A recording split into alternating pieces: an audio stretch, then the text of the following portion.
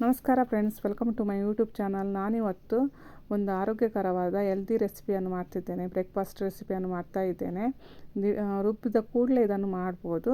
ಅದಕ್ಕೆ ಇಲ್ಲಿ ನಾನು 1 ಕಪ್ಪಿನಷ್ಟು ಶೇಂಗಾ ಕಾಳನ್ನು ತಗೊಳ್ತಿದ್ದೇನೆ ಮತ್ತು 1 ಕಪ್ಪಿನಷ್ಟು ಹೆಸರು ಕಾಳನ್ನು ಮತ್ತು 1 ಕಪ್ಪಿನಷ್ಟು ರೇಷನ್ ಅಕ್ಕಿ ಅಥವಾ ದೋಸೆ ಅಕ್ಕಿಯನ್ನು ಸಹ ತಗೊಳ್ಬೋದು. ಇದನ್ನೀಗ ಚೆನ್ನಾಗಿ ತೊಳಿತಾ ಇದ್ದೇನೆ. ಇದು ತೊಳೆದು ತಂದಿದ್ದೇನೆ.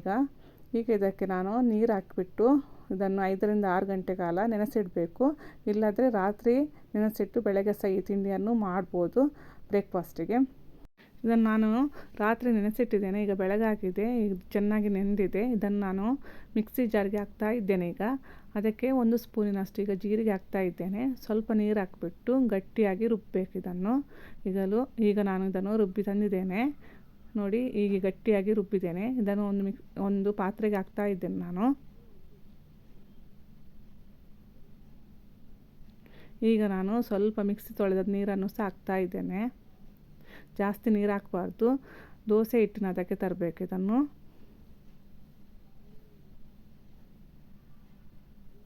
ಈಗ ಇದನ್ನು ಒಂದು ಸಲ ಚೆನ್ನಾಗಿ ಮಿಕ್ಸ್ ಮಾಡಬೇಕು. ಈಗ ನಾನು ಇದಕ್ಕೆ ಉಪ್ಪು ಹಾಕ್ತಿದ್ದೇನೆ. ಉಪ್ಪು ಹಾಕ್ಬಿಟ್ಟು ಇನ್ನೊಂದು ಸಲ ಚೆನ್ನಾಗಿ ಮಿಕ್ಸ್ ಮಾಡಬೇಕು.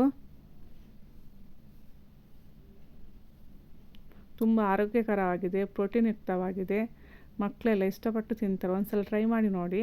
ಈಗ ನಾನು ಇದಕ್ಕೆ ಚಟ್ನಿ ಮಾಡ್ತಾ ಇದ್ದೇನೆ. ಅದಕ್ಕೆ ಒಂದು ಪ್ಯಾನ್ ತಗೊಂಡ್ಬಿಟ್ಟು ಅದಕ್ಕೆ ಸ್ವಲ್ಪ ಎಣ್ಣೆ ಹಾಕಿಬಿಟ್ಟು ಒಂದು 4-5 ಬೆಳ್ಳುಳ್ಳಿ ಹಾಕಿದ್ದೇನೆ. ಒಂದು 3 ಬ್ಯಾಡಗಿ ಮೆಣಸಿನಕಾಯಿಯನ್ನು ಹಾಕಿದ್ದೇನೆ. ಇದನ್ನೀಗ ಚೆನ್ನಾಗಿ ಫ್ರೈ ಮಾಡಬೇಕು. ಮತ್ತೊಂದು ಈರುಳ್ಳಿ ತಗೊಂಡಿದ್ದೇನೆ, ಅದರದ್ದು ಸ್ಲೈಸ್ ಹಾಕಿದ್ದೇನೆ. ಇದು ಸಹ ಸ್ವಲ್ಪ ಕಲರ್ ಚೇಂಜ್ ಆಗುವ ತನಕ ಇದನ್ನು ಫ್ರೈ ಮಾಡಬೇಕು. ಈಗ ಇದು ಕಲರ್ ಚೇಂಜ್ ಆಗಿದೆ. ಈಗ ಸ್ವಲ್ಪ ಇದಕ್ಕೆ ಜೀರಿಗೆ ಹಾಕ್ತಾ ಇದ್ದೇನೆ ನಾನು. ಜೀರಿಗೆ ಹಾಕಿಬಿಟ್ಟು ಫ್ರೈ ಮಾಡಬೇಕು. ಒಂದು ಸಣ್ಣ ಪೀಸಿನಷ್ಟು ಹುಣಸೆ ಹಣ್ಣನ್ನು ಹಾಕಿದ್ದೇನೆ.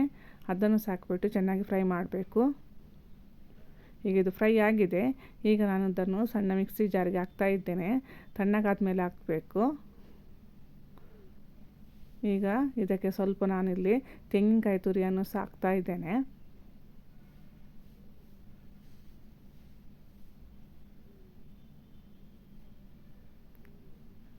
ನೆಕ್ಸ್ಟ್ ಇದಕ್ಕೆ ನಾನಿಲ್ಲಿ ಉಪ್ಪು ಹಾಕ್ತಿದ್ದೇನೆ. ಸ್ವಲ್ಪ ನೀರು ಹಾಕ್ಬಿಟ್ಟು ಈಗ ಇದನ್ನು ಚಟ್ನಿ ಮಾಡಬೇಕು. ಈಗ ಚಟ್ನಿ ರೆಡಿಯಾಗಿದೆ, ಕೆಂಪು ಕಲರ್ ಚಟ್ನಿ. ಈಗ ನೆಕ್ಸ್ಟ್ ನಾನಿಲ್ಲಿ ದೋಸೆ ಹಾಕ್ತಿದ್ದೇನೆ.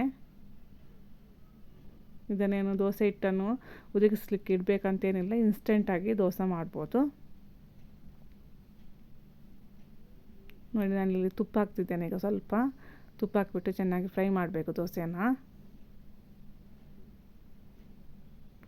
ಈಗ ದೋಸೆ ಆಗಿದೆ. ಇದನ್ನು ತೆಗ್ತಾ ಇದ್ದೇನೆ ನಾನು. ಒಂದು ಸೈಡ್ ಬೇಯಿಸಿದ್ರೆ ಸಾಕಾಗುತ್ತೆ ನೋಡಿ.